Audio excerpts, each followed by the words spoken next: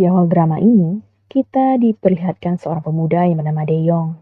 Dia adalah seorang pemain basket yang handal dan berprestasi di sekolahnya. Pemuda itu memiliki seorang pacar yang bernama Dajun. Gadis itu adalah gadis yang populer di sekolah dan dia memiliki bakat sebagai seorang penyiar. Suatu hari, di saat hari penentuan pertandingan basket sekolah, di mana pertandingan itu merupakan tahap penentu karir De Jong untuk bisa masuk universitas melalui jalur atlet basket. Dejung datang dan mengatakan kalau dia sedang hamil. Karena hal itu, Dejung memutuskan untuk bertanggung jawab dan tidak melanjutkan mimpinya sebagai seorang pemain basket yang handal, serta tidak masuk ke universitas yang diimpikannya. Begitu juga dengan Dejung yang harus merelakan mimpinya untuk menjadi seorang penyiar yang terkenal di masa mudanya.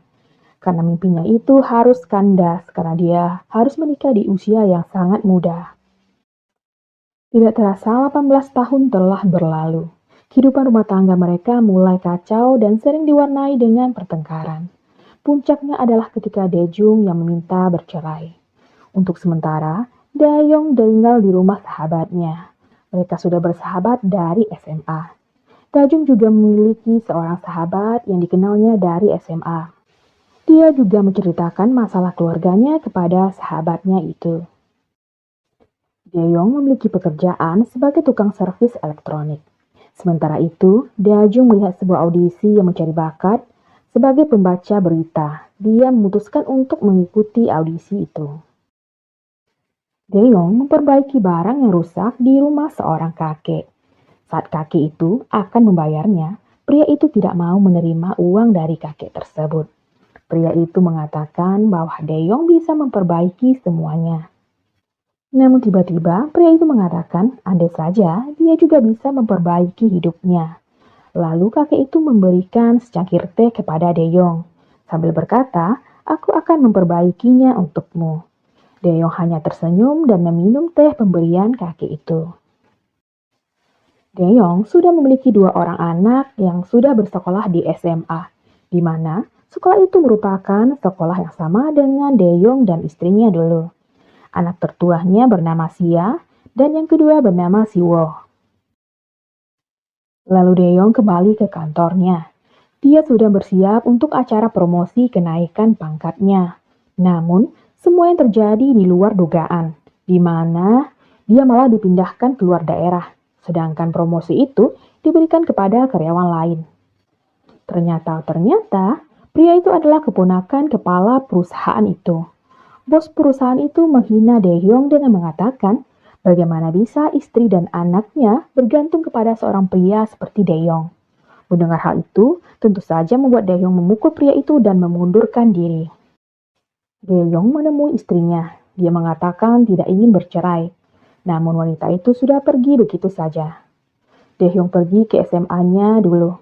Di sana ada berbagai macam piala yang bertuliskan namanya saat dia masih muda dan menjadi atlet basket. Lalu dia pergi ke lapangan basket dan melempar sebuah bola sambil mengatakan kepada dirinya agar dirinya yang dulu kembali. Tiba-tiba listrik mati dan dia memutuskan untuk pergi ke sebuah swalayan untuk membeli minuman. Namun kasir itu malah meminta menunjukkan KTP-nya. Tentu saja dia heran akan hal itu. Namun yang lebih mengherankan lagi ternyata orang yang bekerja di sana adalah anaknya. Tentu saja Dayong memarahi anaknya karena berada di tempat tersebut. Dan anak itu tidak terima akan hal itu. Karena seorang pria tidak dikenal tiba-tiba memarahinya dan mengatakan bahwa dia adalah ayahnya. Daehyung tetap bersikeras dan mengajak anaknya untuk keluar dari tempat itu. Namun, saat akan keluar, dia terkejut melihat bayangannya sendiri yang ternyata dirinya sudah kembali muda seperti saat dia SMA dulu.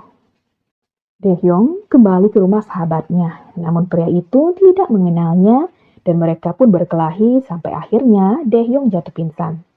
Saat akan memukul Daehyung, pria itu melihat foto saat mereka SMA, di mana wajah pria itu sangat mirip dengan Daehyung saat muda.